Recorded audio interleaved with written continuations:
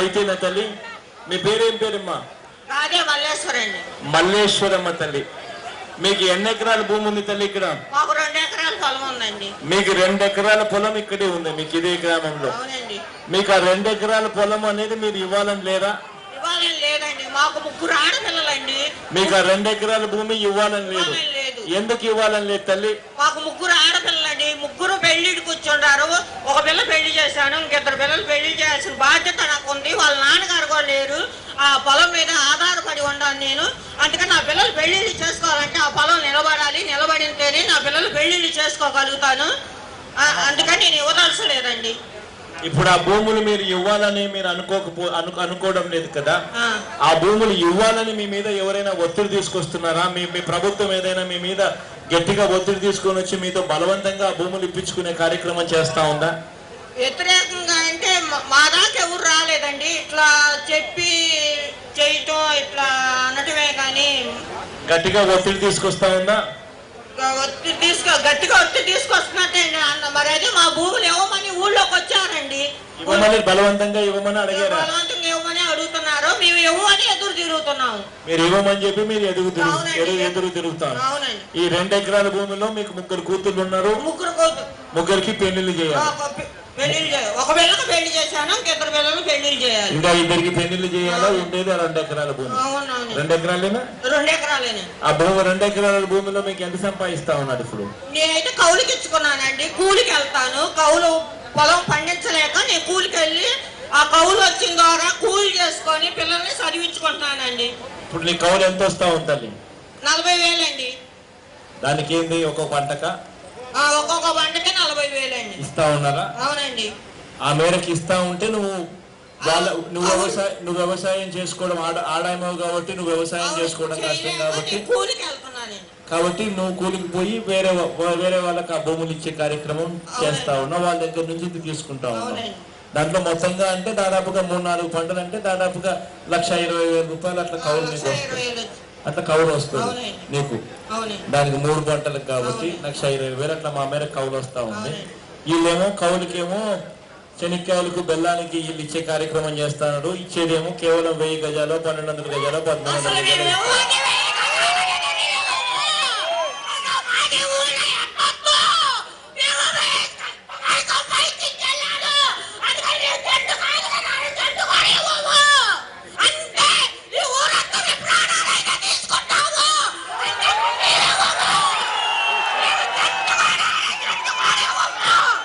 మల్లేశ్వరమ్మ తల్లి,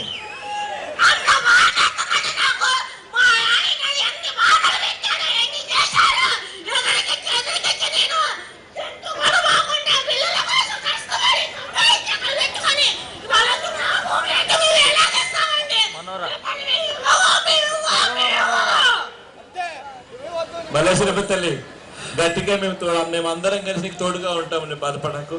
ఎవరు లాక్కునే కార్యక్రమం చేయలేరు. గట్టిగా మీకు అండగా నిలబడతాం.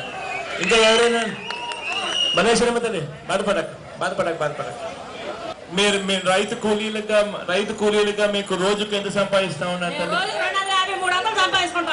అంటే ఒక్కొక్కరు అంటే మేము మొగుడు భార్య ఇద్దరు కలిస్తే డబలు అంటే మీకు దాదాపుగా మీకు 250, 300. మీ ఆయనకు ఒకవేళ ఆయన ఉంటే ఆయనకి ఇంకా ఎక్కువ వస్తాయా? ఎంత సంపాదిస్తారు? మగోళ్ళు అయితే 500, మగోళ్ళు అయితే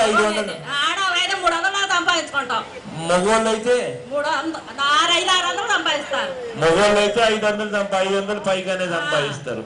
ఎందుకంటే వాళ్ళ కట్టెల బ్యాంబూలు అవన్నీ కట్టాల్సిన పనులు ఉంటాయి కాబట్టి వాళ్ళకి సంబంధించి.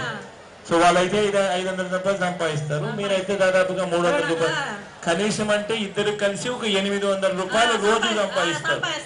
రోజుకి 800 రూపాయలు సంపాదిస్తారు అంటే నెలకు మీకు దాదాపుగా 25,000, 24,000 రూపాయలు పైనే మీకు సంపాదించే కార్యక్రమం మీరు చేస్తా ఉన్నారు. కూలీలకు పోయే మీకు 365 రోజులు పనులు ఉంటాయా?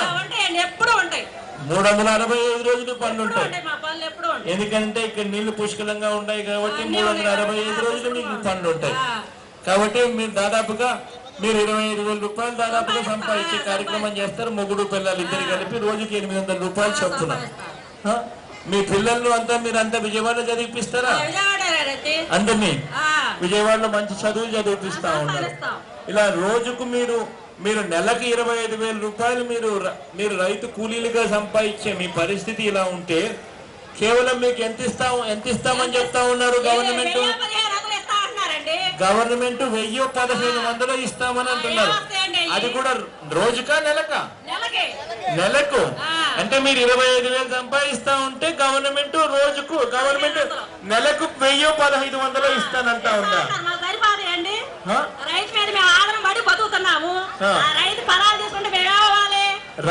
రైతు మీద మీరు ఆధారపడి బతుకుతా ఉన్నారు. ఆ పొలాలే లేకపోతే మీరు ఏం కావాలి?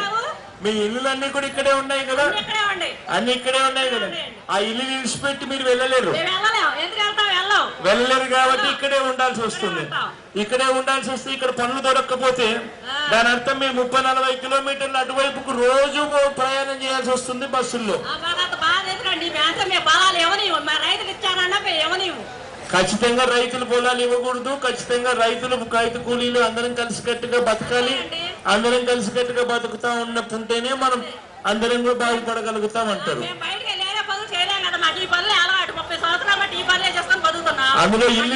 అందులో ఇదే గ్రామంలో ఉన్న మీ ఇల్లు నిలిచిపెట్టి మీరు పోలేరు.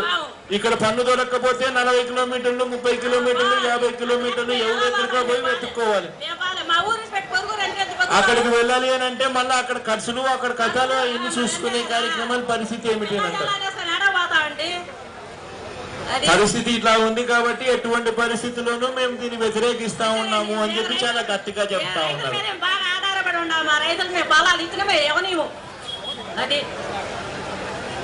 ఇంకా ఎవరైనా రైతులు కానీ రైతు కూలీలు కానీ అమ్మ పేరేం పెట్టాలి? బయట పేరు ఉంది. మీరంతా కూలీలకు తీసుకొని పోతా ఉంటారు. అంతా 20 మంది ఉన్నారండి. మీ కింద 20 మంది ఉన్నారు. అవును. మీరంతా కలిసి కూలీలకు పోతా ఉంటారు. మీకు కూలీలు ఏ మేర గిట్టుబాటు అవుతుంటారు? అమ్మ చెప్పినట్టుగానే. మరి రాత్రి పగులు వెళ్తామండి. రాత్రి పూలు కొట్టాకి వెళ్తారండి పిల్లలు, వయసు పిల్లలు. మేము కూడా 2 పూటలు వెళ్తే 200 వస్తాయండి.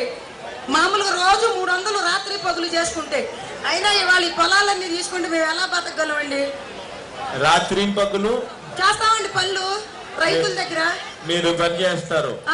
మీరు కనీసం సంపాదించేదంటే కనీసం అమ్మ చెప్పినట్టుగా ఇంతకు ముందు మీరు సంపాదించేది కనీసం అంటే 800 మొగుడు పిల్లలు కలిపితే 800 రూపాయలు పైగానే సంపాదిస్తారు. అవునండి. అటువంటి పరిస్థితుల్లో మేము ఇప్పుడు ఎక్కడికి పోగలుగుతాము? ఇవన్నీ భూములు పోతాయనే కదా మీరు అనేది. ఏంటండి? ఇప్పుడు మీరు మీకు ఎన్ని భూములు ప్రభుత్వం బలవంతంగా మీ దగ్గర నుంచి తీసుకునే దానికోసం అని చెప్పి మీ మీద ఈ గ్రామంలో ఎటువంటి ఒత్తిళ్లు తీసుకొస్తా ఉంది? ఏమండి ఒత్తిడి తీసుకొచ్చినా మా రైతుల పొలం మట్టుకి ఇస్తే మట్టుకి మా రైతులు చాలలోనే మేము ప్రాణం తీసుకుంటామండి. లేదండి నేను బతికానే కూలి మీద. నా కొడుకుని ఎంపీ కూడా చదివించానండి నేను కూలి చేసి. ఇవాళ నా పొలాలు రైతుల పొలాలు తీసుకుంటే నేను ఎలా బతుకుతానండి? నేను మట్టికి చేలలోనే నా ప్రాణం విడుస్తానండి. అది గ్యారెంటీగా రాసిస్తాను. అసలు ధైర్యం కాదండి. ఎవరు బలవంతంగా తీసుకునే ప్రయత్నం ఎవరు చేయలేరు. అన్నిటికీ మేము తోడుగా ఉంటాం. తీసుకోనివ్వండి మా రైతుల పొలాల మట్టుకి తీసుకోనివ్వు. అసలు వచ్చి ఎన్ని రకాలుగా చెప్తున్నా కూడా మేము ఊరుకోము. రైతు కూలీలు అయినా అడ్డం పడతాము. మా పేనాల మీదకి తీసుకెళ్ళిపోమనండి. ఎవరు వస్తారు?